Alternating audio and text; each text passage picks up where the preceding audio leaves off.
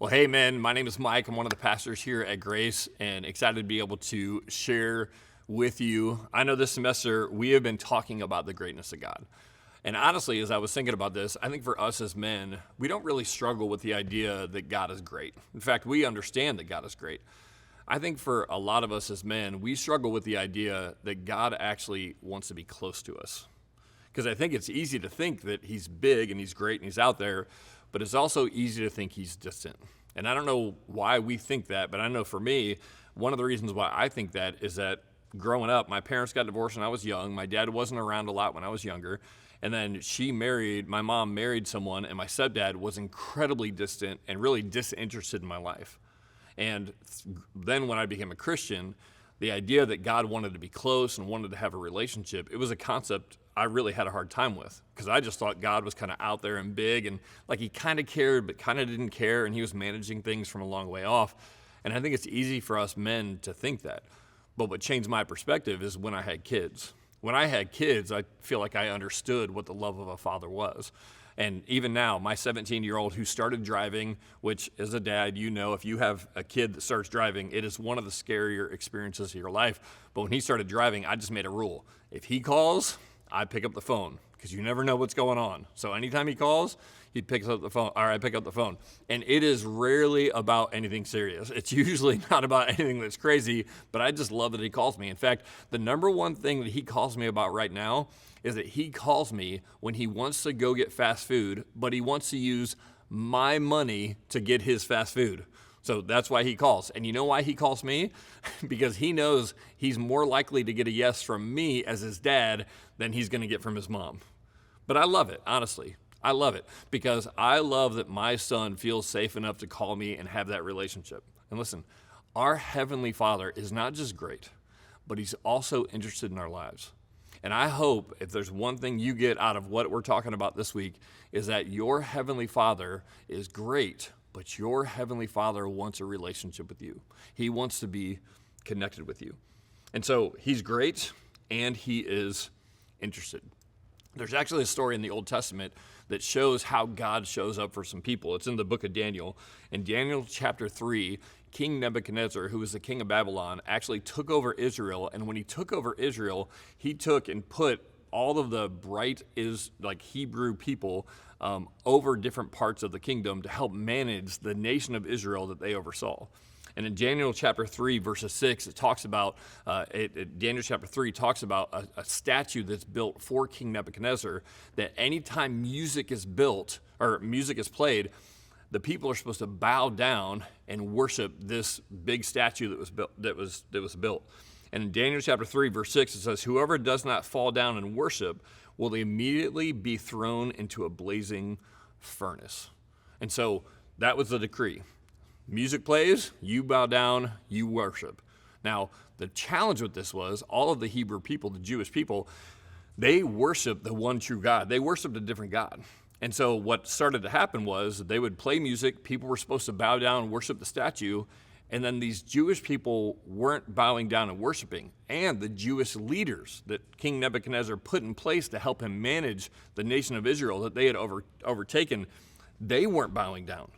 And so King Nebuchadnezzar hears about this, and he hears about it specifically with three guys, Shadrach, Meshach, and Abednego.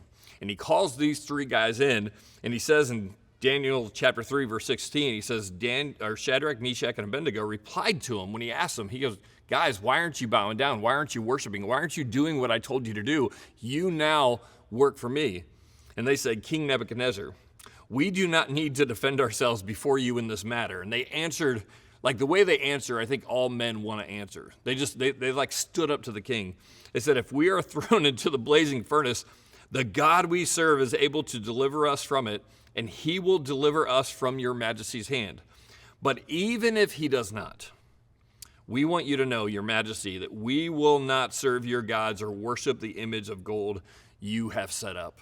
And I love their response because their response is so manly. And it's what we all hope as men to respond if we get put in a situation where we have to compromise our values. They basically said, "Hey, we think God's going to save us from this.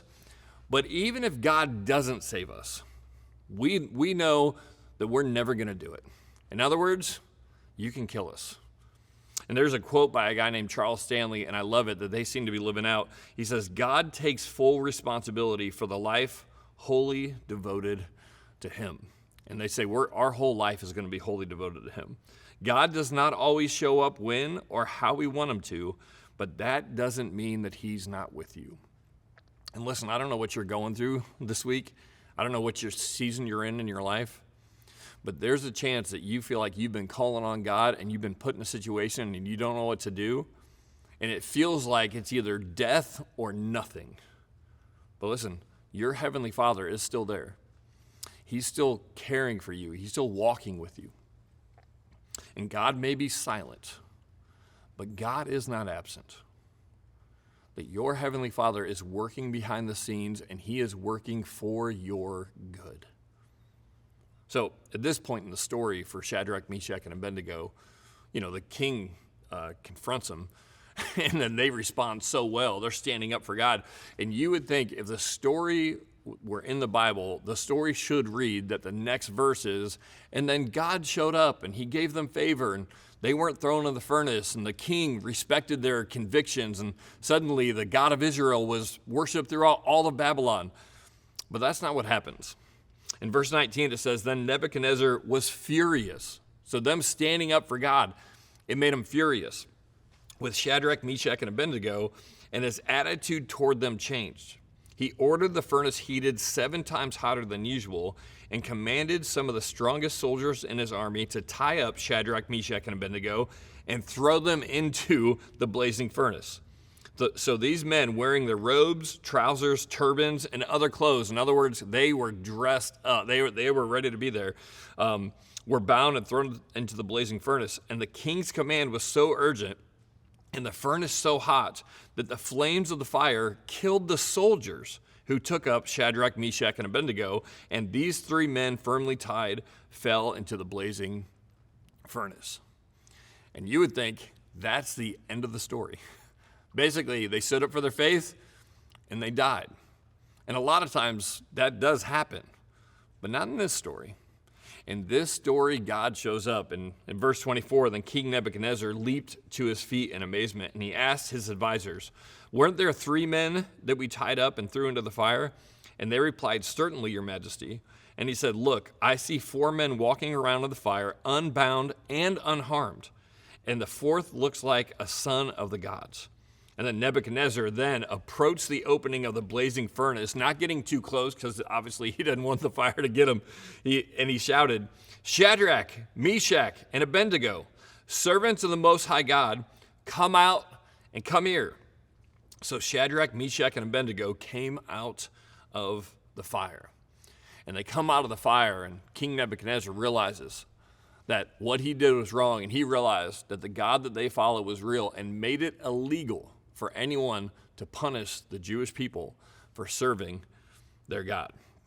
And here's the point to the story, is that God is working behind the scenes in our lives, even if we can't see it. And you may feel like this week you're in a furnace. You may feel like you're in an impossible situation. You may feel like you have a boss that you don't know what to do with, or you're in a marriage and right now you're not sure what to do. You feel like you're so close to this fire. And even in those situations, our Heavenly Father cares about us and wants to draw close. There's a verse in James that it says, if you draw near to God, he will draw near to you. Your Heavenly Father wants you in these situations to draw close to him. In fact, if you're in a season right now where you're wondering, where's God? He seems so silent. He seems so absent. Hey, if you're in that situation, let me encourage you with 2 things. The first thing is, talk to him. Talk to him. The best thing you can do in this situation is to pray, is to invite your Heavenly Father in and let him know, hey, I'm struggling right now. I'm going through a hard time. God, I need you. When we do that, when we draw near to God, he will draw near to us. And the second thing is to trust him. One of the best prayers in this season is to go, God, I can't see what you're doing, but I know you work behind the scenes. I don't know what's happening, but God, I trust that you are working for my good.